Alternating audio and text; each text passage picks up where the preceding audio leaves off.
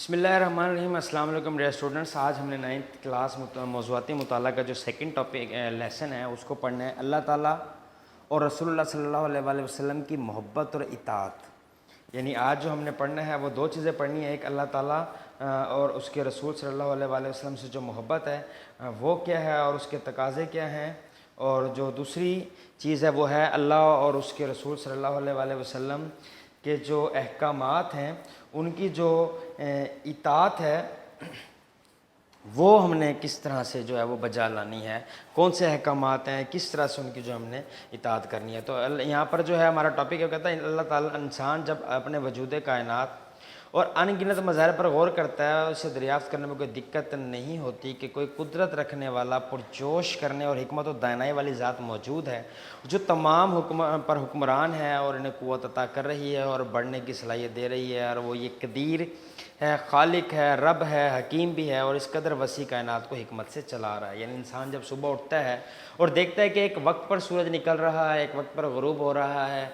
جو ہے موسم مسلسل ایک ٹائم پر آ کر تبدیل ہو جاتا ہے، پہلے سردی آتی ہے پھر گرمی آتی ہے، موسم خزاں اپنے وقت پر آتا ہے، بہار اپنے وقت پر آتا ہے، انسان جو ہے بیج لگاتا ہے اور ایک پوری پلاننگ کے ساتھ، ایک ٹائم پیریڈ کے ساتھ، ایک سیکوینس کے ساتھ جو وہ بڑھتا ہے اور وہ ہمیں پھل عطا کرتا ہے۔ پہاڑ ہیں، درخت ہے، چرند پرند، سمندر، دریا، جھیلیں،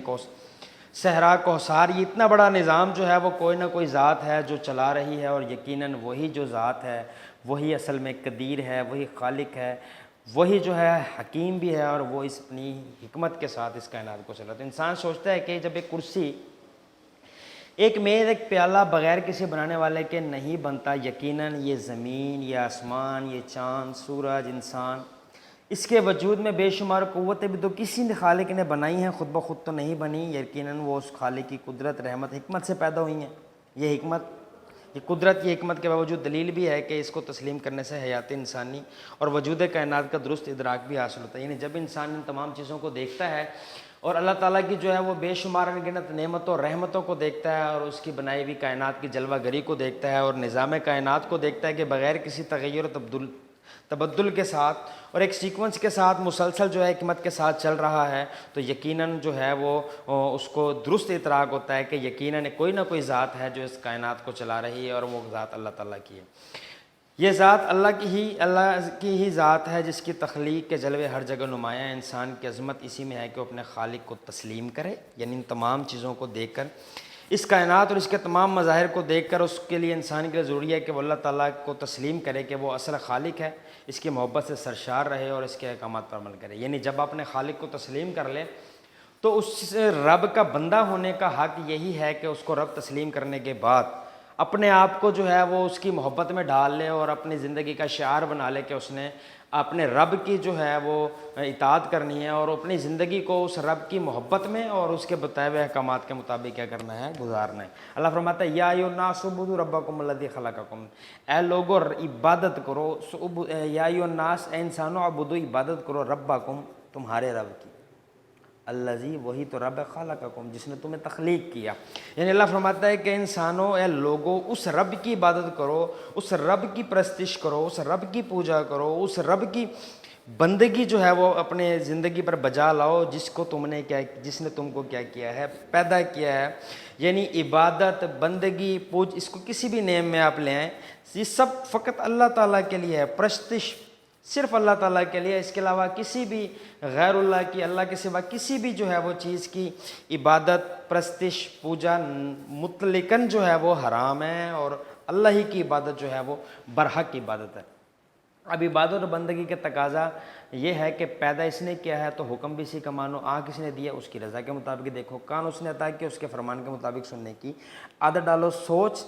کی قوت اس نے عطا کیا تو ہر لمحہ اسی کی ذات، قدرت اور اس کے احکامات پر کیا کرو، غور کرو۔ اور یہ سب اس وقت ممکن ہوگا جب اپنی ذات کو اور اپنی محبت کو جو ہے وہ اللہ تعالیٰ کی جو ذات ہے اس کے اپنی اللہ تعالیٰ کی ذات کو اپنی محبت کا کیا بنا لو، پیمانہ بنا لو۔ فرماتا ہے یہ سوچ کے یہ زاویہ محبت الہی کی دعوت دیتا ہے۔ یعنی جب انسان یہ تمام قسم کی جو سوچ اوپر جو میں نے ڈسکس کیا رکھتا ہے تو انسان کے اندر محبت کا جذبہ پیدا ہوتا ہے کہ کسی محبت کو دعوت دیتا ہے کہ کسی ایک معمولی حسن سلوک ساری عمر کی احسان مندی کا باعث بنتا ہے، تو جو زندگی بخشتا ہے اس کی لیے ساری عمر محبت کے جذبے پروان کیوں نہ چڑھیں. یعنی کوئی شخص آپ کے ساتھ چھوٹا سا معمولی سا احسان کر دیتا ہے, کسی مشکل میں آپ کی تھوڑی سی مدد کر دیتا ہے, تو ساری زندگی آپ اس کے ممنون و مشکور رہتے ہیں. تو اس خدا کے ممنون و مشکور کیوں نہ رہیں جس نے ہمیں سب کچھ عطا کیا. اس لیے اللہ فرماتا ہے والذین آمنوا اشد حبا للہ, وہ لوگ ایمان والے تو وہ ہیں جو شدت کے ساتھ اللہ سے کیا کرتے ہیں, محبت کرتے ہیں. ایمان کی تکمیل محبت کے بغیر ممکن نہیں. جب تک اللہ سے محبت نہیں کریں گے, اس کی عبادت نہیں کریں گے, اس کی پوجا نہیں کریں گے, اس کی پرستش نہیں کریں گے, اس کے سامنے جھکیں گے نہیں.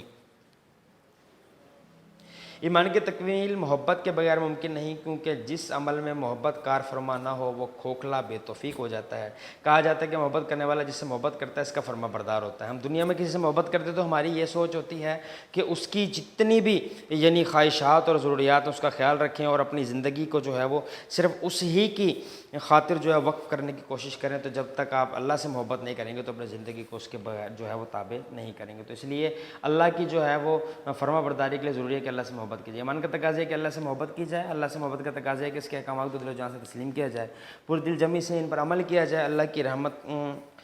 اللہ تعالیٰ کی رحمت ہے کہ اس نے ہر دور میں انسان کی رہنمائی کے لیے انبیاء کرام مبعوث فرمائے. ان پاک لوگوں پر اپنے احکام کتابوں صحیفوں کی شکل میں عطا فرمائے. ہمارے نبی کریم صلی اللہ علیہ وآلہ وسلم سلسلہ ہدایت کے آخری پیغمبر ہیں. قرآن مجید جو آپ پر نازل کیا گیا دائمی کتاب ہے, یعنی اس کے بعد اب کوئی کتاب نہیں آنی, اور انسان کی فلاح کے لیے آخری پیغام عمل ہے جس پر عمل پیرا کر دنیا میں کامیابی حاصل کی جا سکتی ہے. تو اس کا جو نیکسٹ ٹاپک ہے رسول اللہ صلی اللہ علیہ وسلم سے محبت, اس کو ہم